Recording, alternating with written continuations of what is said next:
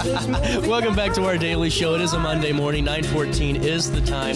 Lisa Lawrence is a psychotherapist with OSF Healthcare and a licensed clinical social worker. Correct. Did I get all that? Yes, thank you. Man, I'm good. No, I'm just kidding. And really excited to have you on the show today, and really just excited to talk about navigating summertime with kiddos. Especially, it seems like both parents and everyone in the household's working as hard as we can, and you still got summer camps and making sure that they get the most out of it. Right. Well, and how do you want to start the conversation off today? What's the number one kind of step when it starts looking at that summer plan whenever you're talking to your clients or your patients? I think just allowing grace and space for the family to transition to summertime itself. Like all of it happens so quickly, and then we're in summertime. All of our schedules have changed, and it's kind of like, what are we doing? Where are we supposed to be? How are we getting there? So I think just mindfulness toward that. Like, how are we doing with the schedules? Are we maintaining proper sleep, and are we eating? Are we having water? Do we know where we're going? Those kinds of things. Well, and it seems like structure is such an important part of that too. Especially if you have kids playing sports in the summer, you got summer ball going on, and then also making sure you're still having time to maybe spend as a family, throughout the week if you have it. Right, I agree. Well, and now how do you, you kind of lean into if maybe we tried last summer to really have this structure and it was just maybe we overboarded it a little bit on the kiddos and the transition wasn't as smooth as it could have been. Is there something to look at when it comes to kind of a more free-flying approach to summer, and how does that look? Does it really help the family dynamic? I love this question, and I do lean into this with how do we look at it differently? And I think at the beginning of the summer, trying to kind of sketch out what is important to us, what are the things we really want to experience, and then starting with a list of those things, because sometimes it's an afternoon, sometimes it's an hour, sometimes it's like, oh, here's a pocket of time, we can do this activity. I think it's just mindfulness and gathering a list of destinations or supplies, or like, what do we want to do, that kind of thing. Really cool. And now, whenever you're looking and speaking with families specifically, what age ranges do you see a lot of movement in the most? Because it seems like, when our kiddos get older, they can drive, or, things are getting better.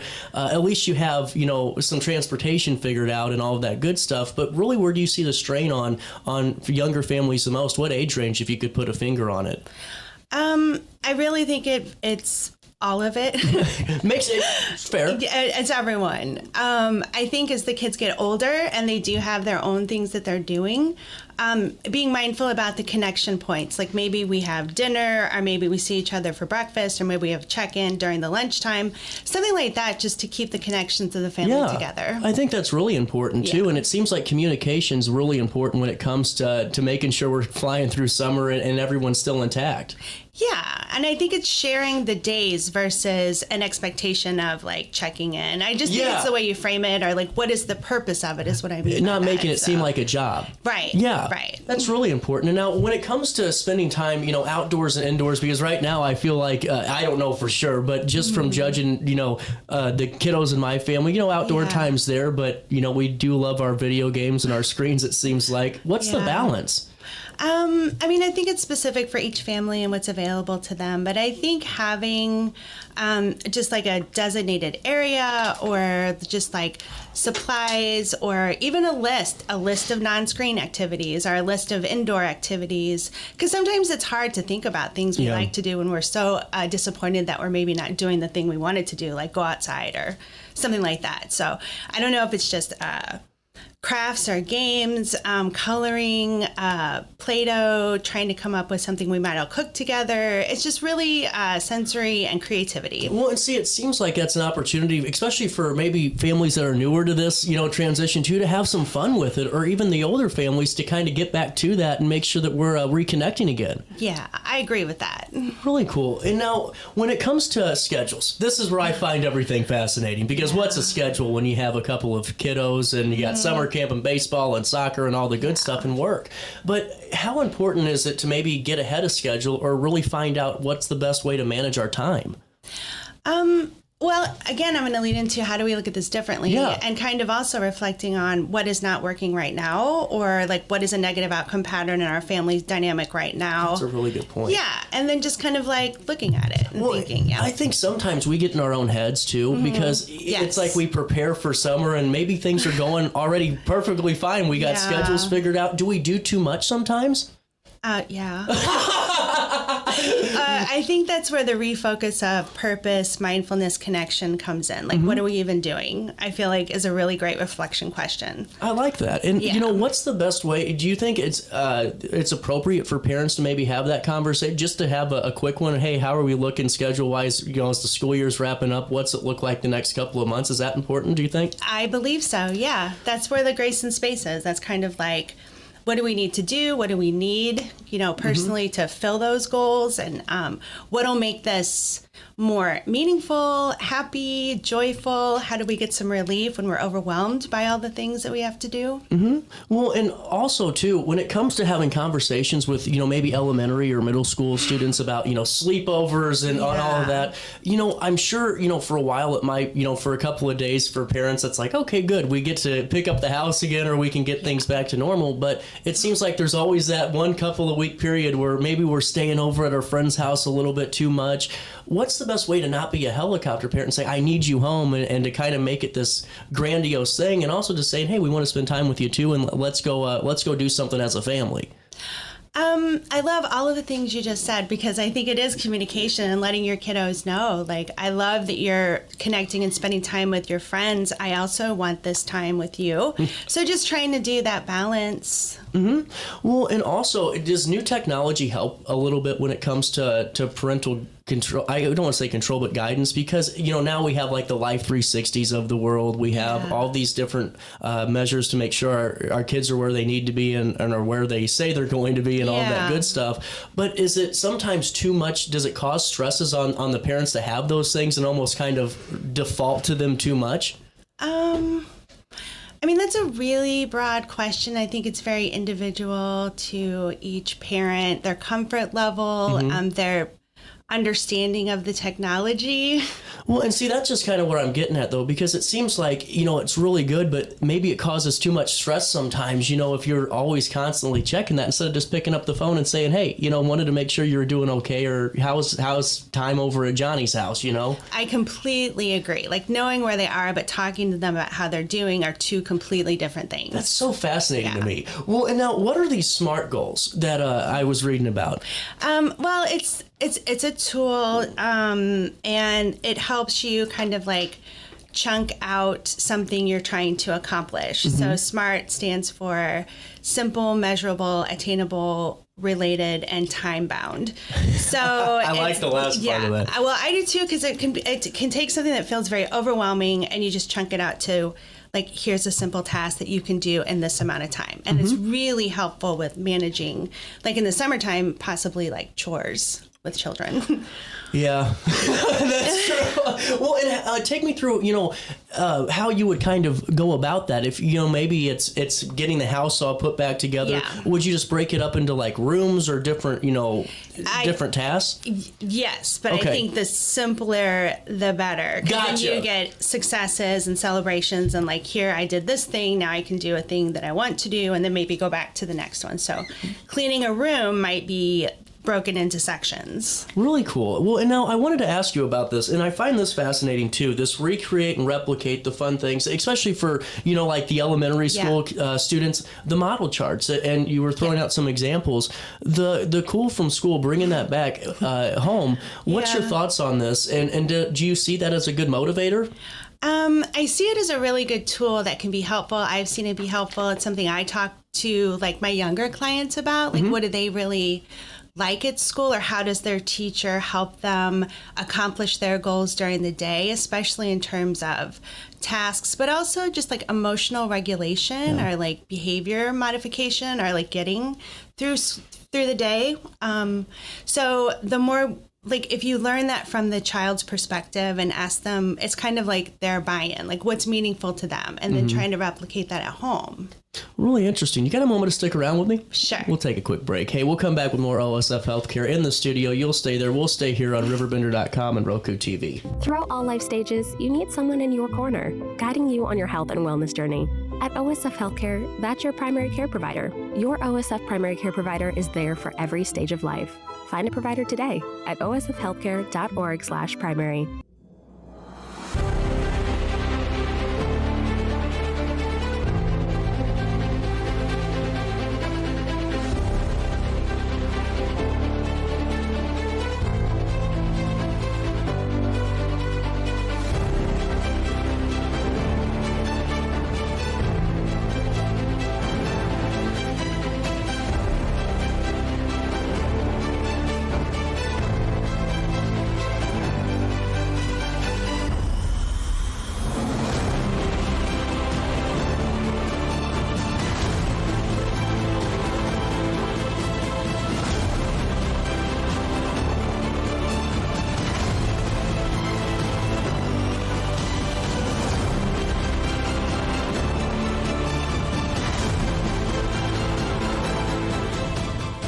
Since 1993, Sparks Junk Removal is always adapting to the needs of our clients. That is why we now offer weekly trash pickup for selected areas. Plus, we offer driveway-safe rubber-tired dumpster rental. Give us a call today at 618-781-1407 or visit us at sparksjunkremoval.net. When I got in the car accident at the ER, they gave me a prescription of hydrocodone, and over time, it took more medication to mask the pain.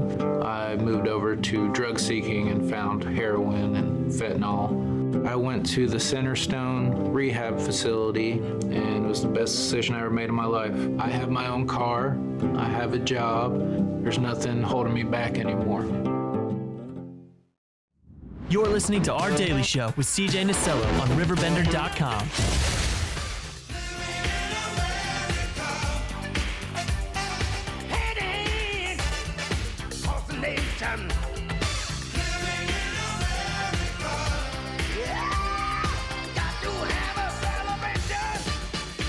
Oh, welcome back.